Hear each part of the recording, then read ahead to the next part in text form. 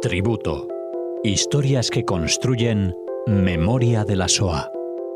כי ראיתי את דרכי נעלמת ביער סבוך בין קירות חורשים ובתוך האדמה המדממת רגליי ננעצו. Hola oyentes de Radio Sefarad, les saludamos aquí en este programa que nos acerca Cecilia Levitt, Tributo, un programa que cierra esta quinta temporada que comenzó a finales del pasado 2024 y que suma ya varias, como decíamos, la quinta desde su inicio en julio de 2020. ¿Qué tal, Cecilia? Hola, Alex, buenas tardes.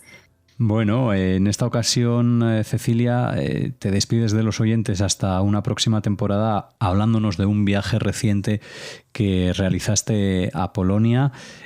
Nos vas a hablar de un matrimonio y también de una fábrica que ellos tenían allí de licores en el pueblo de Auschwitz que eran Alphonse y Felicia Aberfeld. Así es. Bueno, contarles que siempre cuando regreso de estos viajes, obviamente uno se detiene a pensar, a reflexionar muchísimas cosas, ¿no? Una de las cosas para mí nuevas en este viaje fue haber visitado este pueblo que queda nada más que a 2 kilómetros del campo de Auschwitz. El nombre del pueblo es Auschwitzen, ese es su nombre en polaco. Cuando los nazis entran van a cambiar su nombre a este pueblo y lo van a llamar Auschwitz, por eso el campo se va a llamar también así. Este es un pueblo de postal, muy pequeñito, muy pintoresco, pero que tiene muchísimas historias. Voy a contar quién vivía ahí, quiénes eran los judíos que estaban ahí. Nuestros personajes hoy son un matrimonio, Alphonse y Felicia Aberfeld. Y voy a hablar primero de Alphonse porque venía de una familia que se había establecido en este pueblo de Auschwitz en la segunda mitad del siglo XVIII, es decir, desde 1700 finales que esta familia Aberfeld llega a este pueblo y van a fundar en 1804 la fábrica de vodka y de licores. Y obviamente este señor llamado Jacob, cuando muere, este negocio va a ser heredado por su hijo, también llamado Jacob, entre los años 1839 y 1904. Y ya en 1906 lo va a heredar Emil, que es el padre de nuestro personaje. Este señor Emil se va a convertir en el nuevo propietario. Los Aberfeld eran una familia judía progresista con una vida social activa. Muchos de ellos formaban parte del ayuntamiento y participaban en iniciativas benéficas. Y el hijo de Emil, ¿no?, que es Alphonse, se va a convertir años más tarde en el propietario de la fábrica. Alphonse nace en 1906 y a finales del siglo XIX y principios del XX la fábrica producía cerveza también para la cervecería de Jan Gotz, y desde aproximadamente 1906 hasta finales del periodo de entreguerras colabora con la cervecería Schweck, ¿no?, que son todos nombres importantes en aquella época. A principios del siglo XX la fábrica se comienza a expandir y comienza a adquirir nuevos edificios, incluyendo espacios en el castillo de Auschwitz, y que la familia los adquiere parte de este castillo principalmente para sus almacenes. Las bebidas se elaboraban a base de zumos naturales, y se almacenaban en las bodegas de un restaurante llamado Monopol. Se vertían en botellas de vidrio, de porcelana, de la misma marca, y característica de las fábricas como hechas a medida. Para las botellas de naranjada y de agua con gas ya se utilizaban tapones de porcelana. Todos los productos de las fábricas contaban con etiquetas originales producidas, entre otros lugares, en Bielsko y Opava. La fábrica producía varias docenas de vodka y licores de cientos de variedades. Obviamente que tenían sus especialidades, ¿no?, que la especialidad era Magister, Bastowska y Zgoda, que en internet pueden ver las etiquetas. Durante la Primera Guerra Mundial, la fábrica va a producir vodka para el ejército austríaco, que formaba parte del equipo militar. Todos estos son datos que yo os cuento para que entiendan la importancia que tenía esta fábrica en este pueblo, en esta ciudad de Auschwitz. Y esta fábrica, además de vender sus productos localmente, también los exportaba a Italia, Austria, Alemania y a Hungría. Aberfeld también expuso sus productos en diversas ferias internacionales donde va a recibir diplomas y medallas. Para la década de 1930, esta ciudad, como digo, este pueblo de Auschwitz, era una ciudad que tenía 12.000 habitantes, pero más de la mitad eran judíos. El 60% de la población era judía, y a diferencia de muchas otras partes de Europa, judíos y gentiles se llevaban realmente bien. Los hombres importantes de la ciudad tenían un club y sus esposas se unían como trabajadoras sociales. Alfons va a conocer a Felicia Spirer. Felicia era una mujer que había nacido en Cracovia, era una joven judía que justo había terminado su maestría en literatura alemana, y entonces en 1936 se va a casar con Alfons. Felicia entonces se va a mudar a la mansión de su esposo, que era una imponente obra de arte, ¿no? Eran grandes ventanales, suelos de parqué, paredes color marfil, salones que conducían a salas de estar y una enorme terraza en el patio trasero. Todo ello separado de la fábrica, de la destilería, por una extensa zona de jardines de césped. La pareja allí recibía invitados en un salón comedor con capacidad para 30 personas, asistían a bailes, presenciaban eventos deportivos. Y la primera hija del matrimonio va a nacer en 1937, es decir, un año después que ellos se habían casado. La niña se llama Francisca Enrica y por supuesto los padres la adoran. Su madre se ocupa de esta niña, la lleva a pasear en un cochecito tirado por un pony. Ahora, en agosto de 1939, Alfons y su esposa Felicia van a participar en la Feria Mundial de Nueva York del año 1939. Allí van a presentar sus productos en el pabellón polaco.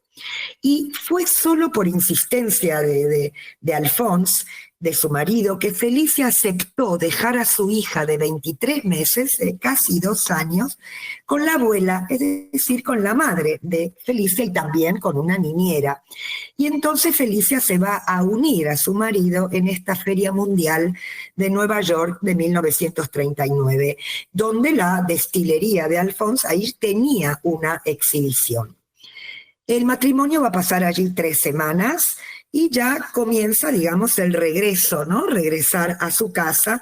Inclusive compran regalos, cajas de regalo para su niña, para Francisca, incluido un vestido azul brillante que va a combinar con los ojos de esta niña. Estando en el barco, 2 días antes de que la pareja desembarcara ya en Polonia, oficiales de la Marina Británica abordaron el barco y anunciaron que no regresarían a casa porque Alemania había invadido Polonia.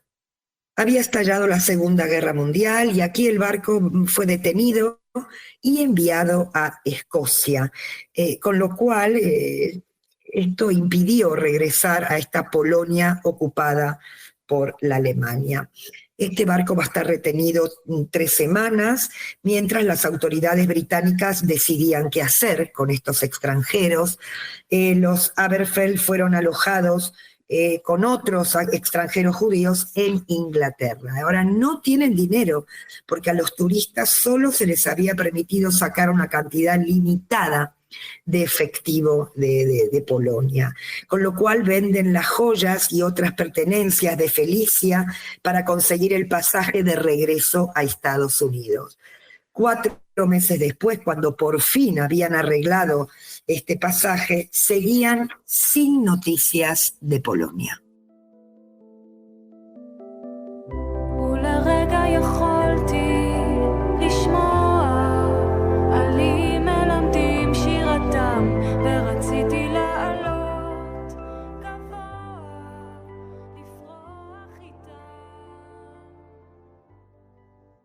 Los nazis invaden este pueblo de Auschwitz y, como dije antes a comienzo, le van a cambiar el nombre alemán ahora del pueblo es Auschwitz. La abuela y su nieta, la hija de Felicia, que se encontraban en este pueblo de Auschwitz, cuando se supo de la invasión, esta abuela cogió a la bebé y se apresura a ir a su casa en Cracovia. Pero pronto los alemanes van a llegar a Cracovia, muy pronto, en septiembre ya del 39, a pocos días de la invasión. Y el padre, va a ser el padre de Felicia, el abuelo de la niña, Leon Spierer, que va a escapar junto con la nieta y con su mujer, así, a pie, ¿no? Sin derecho a coche ni pertenencias, huyen al campo, ¿no? Encuentran una carreta, esto lo va a decir un testigo años más tarde, pero pronto los detienen y los van a enviar al gueto judío de Cracovia, en Podgorsk, donde allí 16.000 personas fueron obligadas a vivir en 300 edificios. En Nueva York, Felicia intenta conseguir ayuda para ellos, pero sin éxito. Al principio, logran enviar cartas, pero no saben que están en una situación muy, muy difícil. Ya llega el año 40, el matrimonio de Alfonso y Felicia se dirige a Baltimore en busca de trabajo, ¿no? De una oportunidad laboral.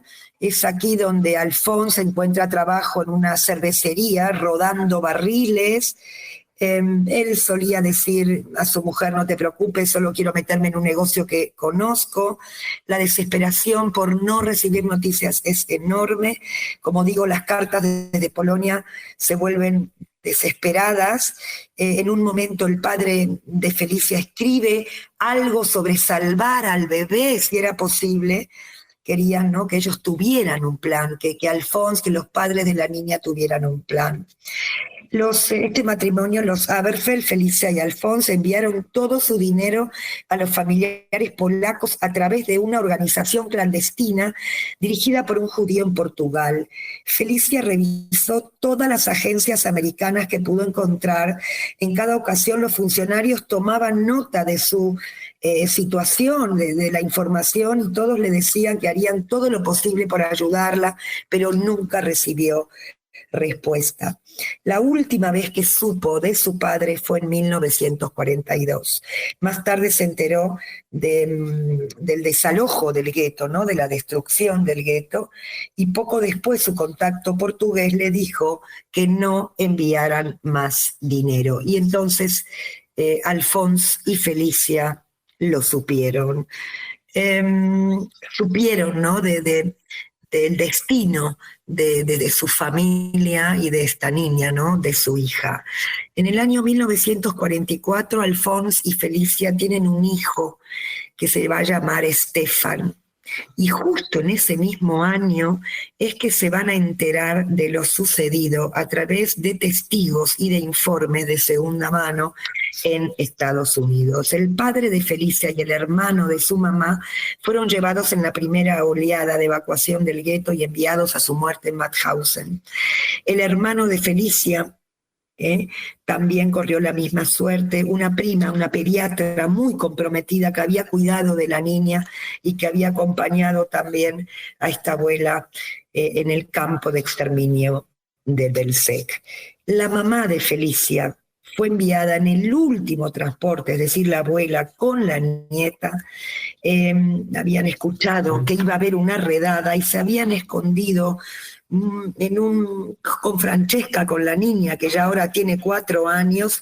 Ambas se habían escondido en un sótano, pero la niña comienza a llorar y los alemanes la llevaron a ambas a la muerte al campo de Belzec.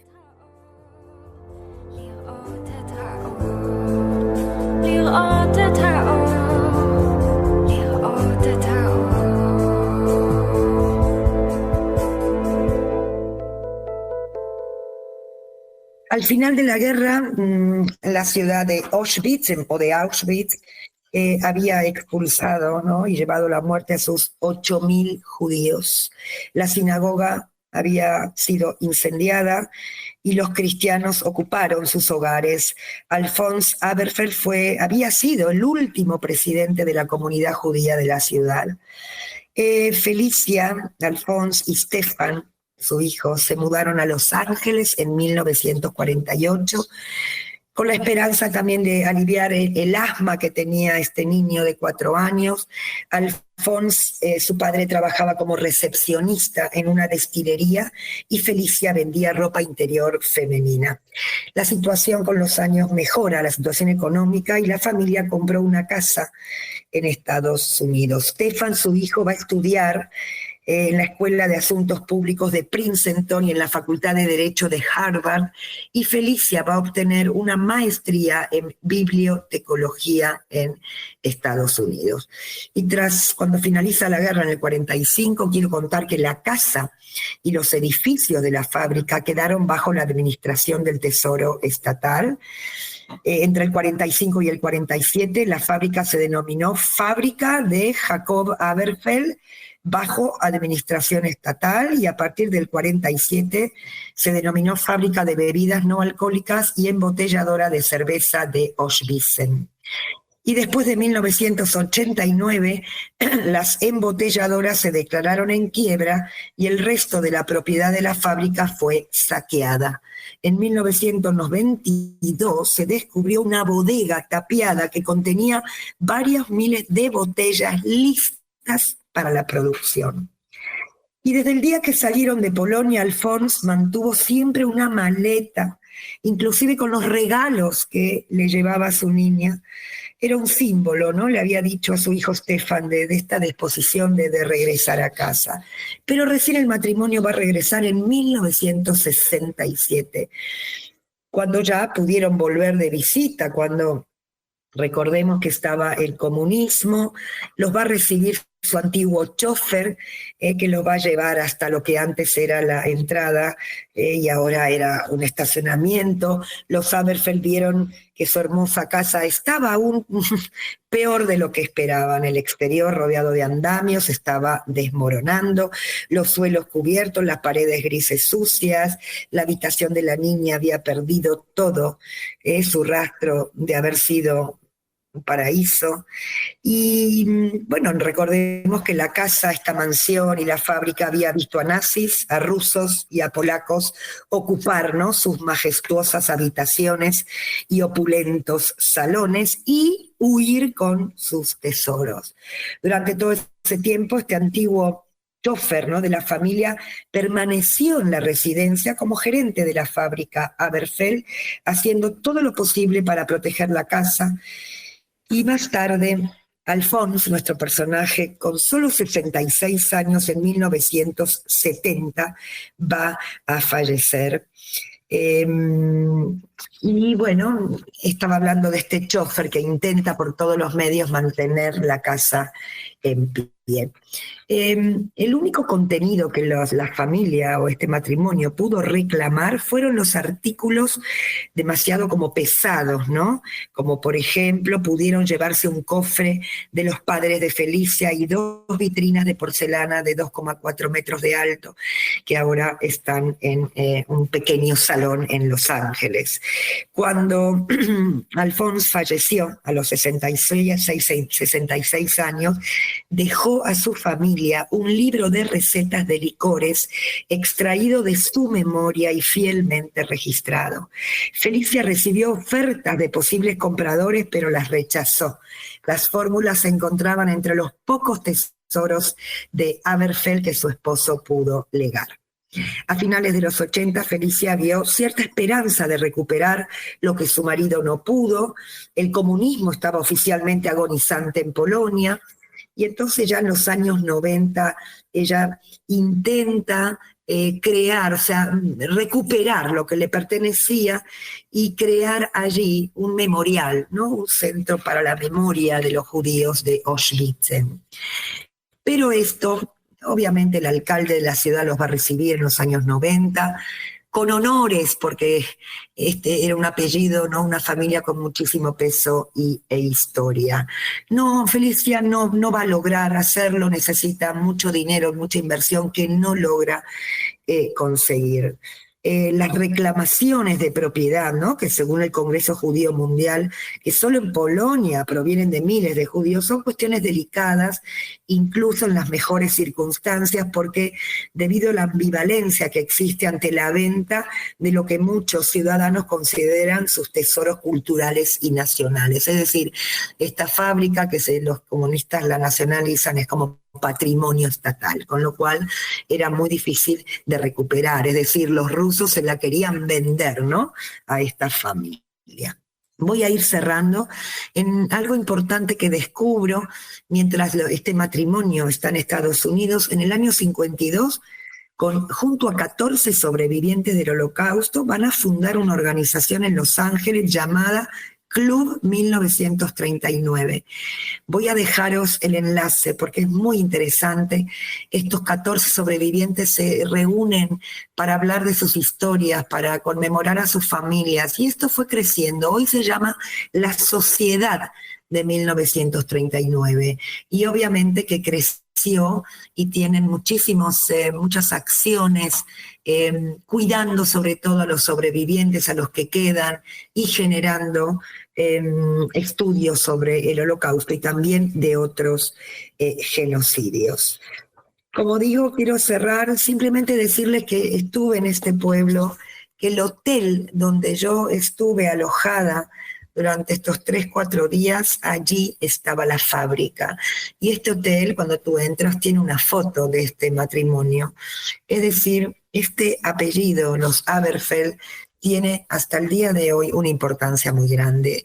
Este pueblo o esta ciudad pequeñita tiene un museo judío que conserva las botellas que quedaron, que se encontraron después de la guerra, o que este chofer conservó.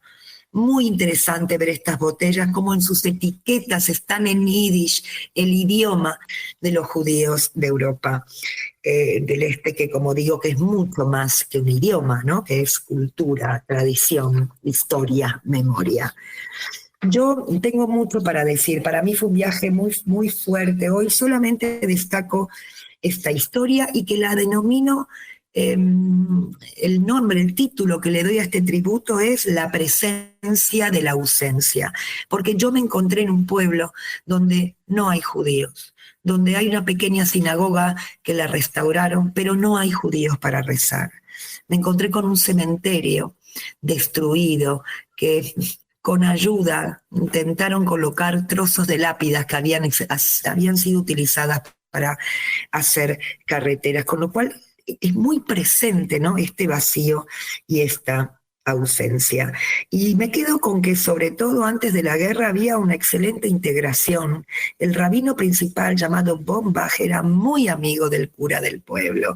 Inclusive este cura va a arriesgar su vida para salvar a judíos. O sea que yo me quedo con esto, ¿no?, de la integración, y sigo creyendo que es posible. Y para cerrar quiero hacer un lejaim, que es por la vida, como brindamos nosotros en nuestras tradiciones. Y hoy hago un lejaim a la memoria de Alphonse, de Felicia y de Francesca y de toda esta familia que tanto tuvo que sufrir. Y me despido, como dijo Alex, de esta temporada, de la 5ª temporada. Vaya archivo que podemos encontrar aquí. Agradezco a la radio, como siempre, a la Radio Sefarad, al Mirador Nocturno, que desde Buenos Aires también